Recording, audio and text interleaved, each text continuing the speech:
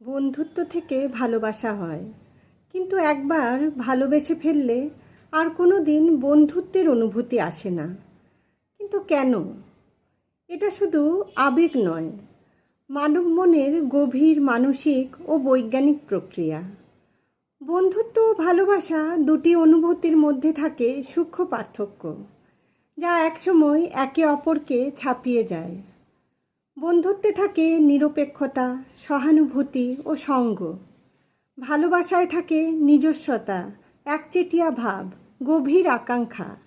একবার যখন মস্তিষ্ক কাউকে ভালোবাসার মানুষ হিসেবে শনাক্ত করে ফেলে, তখন সেই সম্পর্ককে আর বন্ধুত্বের নিরপেক্ষতায় ফেরানো সম্ভব হয় না, কারণ চাওয়া পাওয়ার রূপটাই পাল্টে যায়।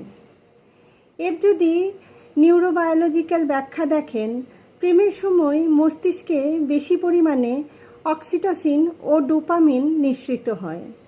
এগুলো আমাদের কাউকে নিজের মানুষ হিসেবে ভাবতে শেখায়। তখন ভাগ করে নেওয়ার মতো বন্ধুত্ব নয়, বরং আমার একান্ত এমন একটা অনুভব জন্ম নেয়। ভালোবাসা মানে পুরোটা নিজের করে নেওয়ার আকাঙ্ক্ষা, আর বন্ধু মানে ভাগ করে নেওয়ার প্রশান্তি। একবার হৃদয়ে প্রেম জন্মালে আর সেই ভাগাভাগির জায়গা থাকে না।